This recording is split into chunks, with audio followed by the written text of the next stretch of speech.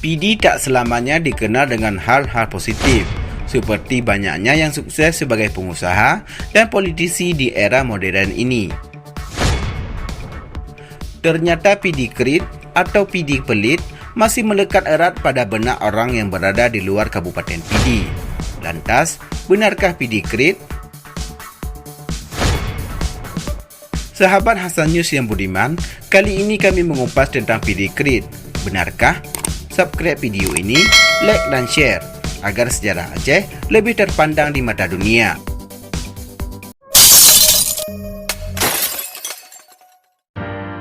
PD adalah sebuah kabupaten penghasil padi terbesar di Aceh yang juga dikenal sebagai daerah penghasil emping melinjo di Provinsi Aceh.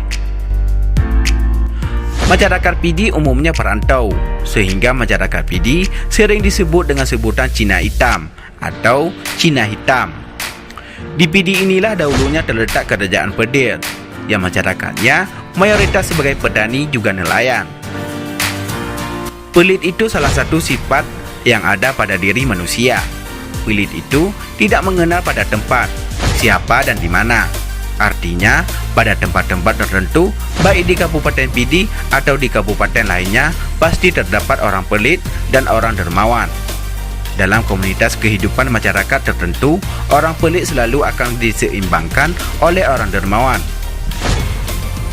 Apakah sebutan PD Kerit itu masih ditanamkan oleh orang tua terhadap anak-anaknya secara turun-temurun, tanpa ada penjelasan sedikit pun latar belakang sebutan PD Kerit? Sikap demikian bisa dimasukkan ke dalam pencemaran nama baik kabupaten. Mungkin bagi masyarakat Kabupaten PD tidak akan menerima terhadap sebutan tersebut.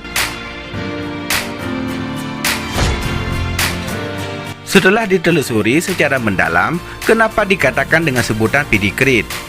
Ceritanya, pada zaman dahulu, Kabupaten PD mayoritas masyarakatnya sangat memuliakan para tamu. Sehingga, ketika para tamu datang berkunjung ke tempat saudaranya di PD, masyarakat PD melayaninya dengan sangat mulia. Seperti makanan dan minuman selalu dihidangkan untuk memuliakan tamu. Apabila tidak ada uang pun, mereka rela berhutang ke sana kemari demi melayani tamunya. Asal-usul lahirnya sebutan PD Kerit atau PD pelit dikarenakan orang PD pernah berkata, "Di kamu PD, bui mekira," yang artinya, kami orang PD, makan dan minum kami sediakan.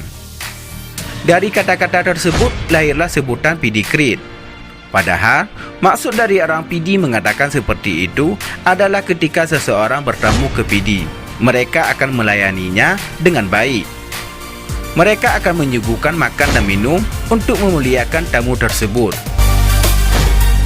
Sehingga dari kata-kata, di kamu PD, bui mekira, atau kami orang PD makan dan minum kami sediakan, lahirlah dua penafsiran untuk orang PD. Penafsiran pertama, orang PD pelit, sampai makanan dan minuman pun dihitung bagi para tamu yang datang ke rumah. Sedangkan penafsiran kedua, orang PD begitu baik dalam hal memuliakan tamunya, sampai makanan enak-enak pun disediakan. Walaupun tak ada uang, ngutang pun jadi, demi memuliakan para tamu yang datang ke rumahnya. Namun dari dua penafsiran tersebut, masyarakat dari kabupaten lain di Aceh banyak menafsirkan penafsiran yang pertama terhadap orang PD. Padahal, orang PD tidak seperti selama ini dikenal dengan sebutan PD Kerit atau PD pelit. Nah, demikianlah penjelasan singkat Habah Hasan News tentang sejarah orang PD pelit yang kami rangkum dari beberapa sumber. Jika ada kesalahan dari apa yang kami sampaikan, jangan lupa tulis di kolom komentar.